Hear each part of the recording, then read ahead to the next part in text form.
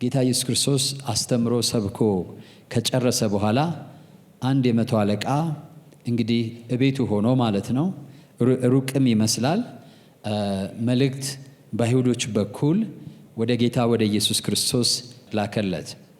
ምክንያቱም ይሄ መቶ አለቃ ሮማዊ ነው፣ ሮማውያን ወይም አሕዛብ ነው። በፖለቲካ ከሆነ የበላይ ነው፣ ገዢ ነው። ምክንያቱም በዛ ሰዓት እስራኤላውያን በሮማውያን ግዛት ስር ነበሩ። ስለዚህ ገዣቸው ነው፣ ቅኝ ገዣቸው ነው። ነገር ግን ይሄ ሰውዬ ያህዌን ከማወቁና ከመገንዘቡ የተነሳ የእስራኤልን የሃይማኖት ሕግ ያከበረና የሚፈራ ሰው ነው። ከዚህ የተነሳ እኔ ወደ አንተ ልመጣ ወይም እኔ ወደ እርሱ ሊሄድ ስለማልችል እርሱ መጥቶ እንዲፈውስልኝ ልጄን እባካችሁ ንገሩት ብሎ አይሁዶችን ላከ። ማለትም እሱ ጋር መቀራረብ የሚችሉትን እንደ ሕጉ እንደ ስርዓቱ እንደ ደንቡ ማለት ነው። አይሁድ ከአይሁድ ጋር መቀራረብ ስለሚችሉ እነሱ ሲሄዱ ያቀረቡለት ምክንያት የአይሁዶችን ልብ ያመለክታል። አይሁድ በስራ የሚያምን ሕዝብ ነው። አይሁድ በስራ የሚያምን ሕዝብ ነው። እግዚአብሔር ያደርግልኛል፣ ያደርግለታል፣ ያደርግላታል ብለው የሚያስበው በሰውየው አቋምና ስራ ነው። ስለዚህ ሲሄዱ ልትፈውሰው ይገባሃል፣ ምኩራብ ሰርቶልናል አሉ። በአሁኑ ጊዜ ሰዎች ለእግዚአብሔር የሆነ ነገር ሰርተው እንደምታዩት ማለት ነው። ጴንጤ በነፃ ስለጸደቀ ለቤተ ክርስቲያን መሬት አይሰጥም፣ ግንብም አይገነባም በነገራችን ላይ። እና ለዛ ነው አንዳንድ ጊዜ አገልጋዮች መጥተው ቤት ከሰራችሁ ቤት ይሰጣችኋል፣ 10 ቤት ይላችኋል ማለት ነው። ማነሳሻ ነው። ምክንያቱም የሌሎች ሃይማኖቶች በዚህ ሀገር ያው ቤተ መቅደስ ከሰራ ያው ቃል ኪዳን የሚል አለ የተነገረ። እነዚህም ደግሞ በስራ የሚያምኑ ናቸው። ስለዚህ ይሄን ነገር መተው የነገሩት ልትፈውሰው የሚገባው ምኩራብ ስለሰራልን ነው። ጌታ ኢየሱስ ለዚህ ነገራቸው መልስ አልሰጠም። ለጠየቀው ሁሉ ግን የሚሄድ ሩሩህ አምላክ ስለሆነ ወደ ሰውየው ጉዞ ቀጠለ፣ ምንም መልስ ሳይሰጣቸው ማለት ነው። ወደ ሰውየው እየሄደ እያለ መቅረቡን ሲሰማ ሰውየው ወደ ቤቱ እንደሚመጣ ሲያውቅ ወደ ቤቴ እንድትመጣ እኔ እንዳልመጣ እኔ መምጣት የሚገባኝ ሰው አይደለሁም፣ አሕዛብ ነኝ፣ የተገለልኩ ነኝ፣ የእስራኤል እድል ፋንታ የኔ አይደለም። ወደ ቤቴ ደግሞ እንዳትገባ አይሁድ ወደ አሕዛብ ቤት አይገቡም፣ አንተ አይሁድ ነህ፣ ስለዚህ ወደ ቤቴ መግባት የለብህም አለና አሁንም ሌላ መልእክተኛ ላከ። አይ ወደ ቤት አትግባ፣ እዛው ሁንና ቃል ብቻ ምን በላለ ተናገር፣ ብላቴናዬ ይፈወሳል። እኔ አለቃ አለኝ፣ ሂድ ሲለኝ እሄዳለሁ፣ አድርግ ሲለኝ አደርጋለሁ። እኔ ደግሞ ከስሬ የማዛቸው ወታደሮች አሉኝ፣ ያዘዝኳቸውን ያደርጋሉ። አንተም ደግሞ ምንም ነገር ብታዝ ይታዘዝልሃል፣ ብቻ ትእዛዝ ተናገር አለ። ምን ብሎ ጌታ ኢየሱስ እንዳዘዘ አልተጻፈም። ነገር ግን በዛችሁ ሰዓት ብላቴናው ጤናውን አገኘ ይላል። ክብር ለጌታ ይሁን። ከዛ ጌታ ኢየሱስ የተደነቀው ምን አይነት ምኩራብ እንደሰራላቸው አይደለም። ጌታ ኢየሱስም የሰውየውን እምነት አይቶ አደነቀ ይላል። በእስራኤልስ እንኳ እንዲህ አይነት እምነት አላገኘሁም። ሌላ ቦታ ላይ የሰው ልጅ በመጣ ጊዜ እምነትን ያገኝ ይሆንን ይላል። እምነት ማለት በእርሱ ላይ ያለ መተማመን፣ በሚናገረው ቃል ላይ ያለ ድፍረት ማለት ነው። ጌታ በተናገረው ቃል ላይ ያለ ድፍረትና በማንነቱ ላይ ያለ መተማመን ማለት ነው። ስለዚህ ይሄ መቶ አለቃ አሕዛብ የሆነ እንዳሁኑ ዘመን ቢሆን መጽሐፍ ቅዱስ የማያውቅ ጴንጤም ያልሆነ ጥቅስ የማይጠቅስ ነገር ግን ከሰማው እና ካየው ነገር ተነስቶ እውነትም ይሄ አምላክ ነው፣ አምላክማ ከሆነ ሁሉ ነገር ይታዘዝለታል፣ ያለበት ቦታ ሆኖ አንድ ቃል ቢናገር ይሆናል ብሎ አመነ። ጌታ ኢየሱስ እንዳልኩት ሰውየው በሰራው ስራ ሳይሆን የተደነቀው ሰውየው በጌታ በኢየሱስ ችሎታ ላይ ባለው እምነት ነው የተደነቀው። ዛሬ ጌታን ማስደነቅ የምንችለው በእርሱ ላይ ባለን እምነት ነው። ጌታን ማስደሰት የምንችለው በእርሱ ላይ ባለን እምነት ነው። በእርሱ ላይ ምንድን ነው የምናምነው?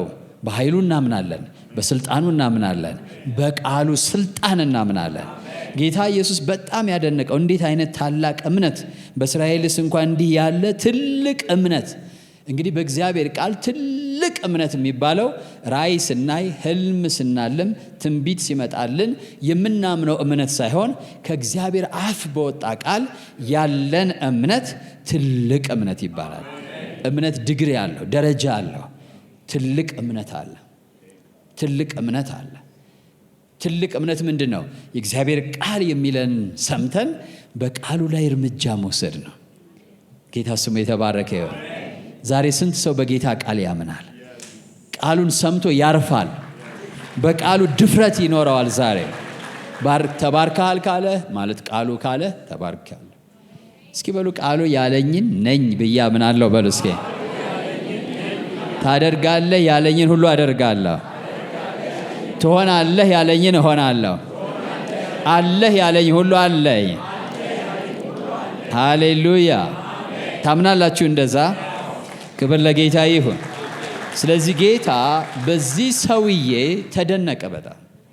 ለዚህ ነው የእግዚአብሔር ቃል ያለ እምነት እግዚአብሔርን ደስ ማሰኘት አይቻልም። ምንድነው እምነት? ሁሌ እንደምለው እምነት በሌላኛው ወይም በሶስተኛው ወገን መተማመን ማለት ነው፣ ስራ ማለት አይደለም። በእርግጥ እምነት በስራ ይገለጣል። ምን ማለት ነው በስራ መገለጥ ማለት? ተፈውሰሃል ሲልህ ካመንከው በትክክል ተፈውሻለሁ ብለህ እርምጃዎችህን ሁሉ እንደተፈወሰ ሰው ታደርጋለህ ማለት ነው። እሱ ነው በስራ መገለጥ ማለት። እምነትህን በስራ ምን በለኝ ይላል፣ አሳየኝ። ስለዚህ በስራ ማሳየት ማለት ንግግርህም እርምጃህም ካመንከው ቃል ጋር እንዲስማማ ማድረግ ማለት ነው። ወይም ላመንከው ቃል ተገቢ ምላሽ መስጠት ማለት ነው። ኮረስፖንዲንግ አክሽን ይፈልጋል። ስራ ማለት እሱ ነው። የእምነት ስራ ነው። ስራ የምንለው የእምነት ስራ ነው። ምን ማለት ነው? ጌታ ለተናገረው ቃል አግባብ ያለው ምላሽ መስጠት። ለምሳሌ ተነስና ተመላለስ ካለህ እንዴት ብያለ ማለት ነው። መፈወሴን ቢያቅ ነው ብለህ ተነስተ መራመድ ማለት ነው። ሂድና በቃ ተኛ ቢልህ አሁን እኔ ብለው ሂዶ የሚተኛ ሰው አለ? አረ ፓስተር ዘይት ስጠኝ ይላል፣ እጅን ጫንብኝ እንጂ ይላል። ሊያብራራልኝ ይሞክራል። እኔ አሁን እጅ እንኳን እየጸለይኩ ኔክስት ቀጥሎ ደግሞ ምንድነው የሚያደርጉት? በጆሮዬ መተው ያብራሩልኛል ችግራቸውን ማለት ነው። ግን በጌታ ስታምኑ ግን ሂደተኛ ካላችሁ አይ የሚያውቀው ነገር አለ ብላችሁ ሂዳችሁ ትተኛላችሁ ማለት ነው። ተኝታችሁ እስክትነቁ የሚሆነውን የሚያውቀው እሱ ነው።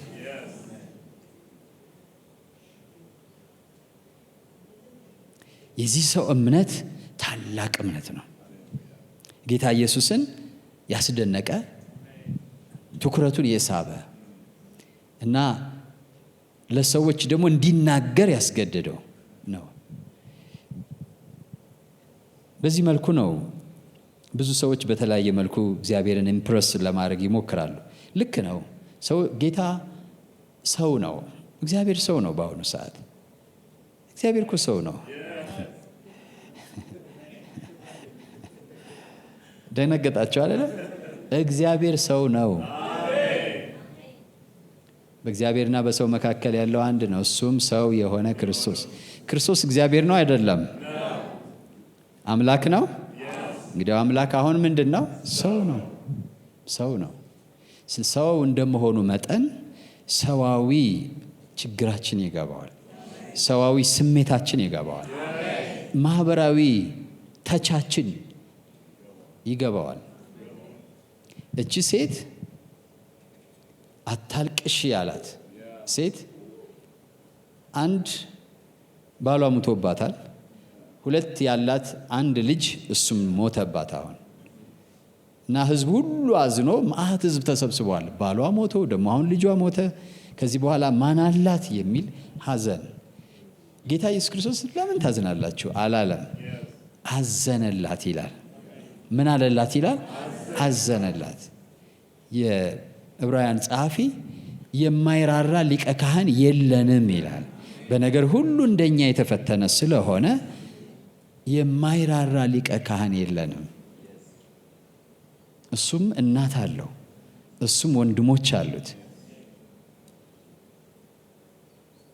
በስጋና በደም ከኛ ጋር ተካፍሎ ዝምድና የሚባለውን ያውቀዋል። አሁንማ ሞትንም ያውቀዋል። ሞትን ይቀምስ ዘንድ ነው የሚለው እኮ። ሞትንም ቀምሶታል አብሮት። ረሃብን ቀምሷል፣ ብቸኝነትን ቀምሷል፣ ሐዘንን ቀምሷል። እቺ ሴት አንድ ልጇ ሲሞት አዘነላት እና አታልቅሺ አላት። አታልቅሺ ሲላት በእርግጥ የሚያደርገውን ስለሚያውቅ ነው። የእንባዋን ምንጭ ሊያደርቅ ነው። አይ ቲንክ ከዛ በኋላ መሳቅም ማልቀስም ሁለቱንም የምትችል አይመስለኝም። እናንተ ብትሆኑ አስቡት። ታሞ የነበረ ቤተሰባችሁ ሞተ፣ የሞተውን ግን ጌታ አስነሳላችሁ። በእርግጥ የእናንተ ካልሆነ አሁን ላይሰማችሁ ይችል ይሆናል፣ አይታወቅም። ችግራችን እሱ ነው።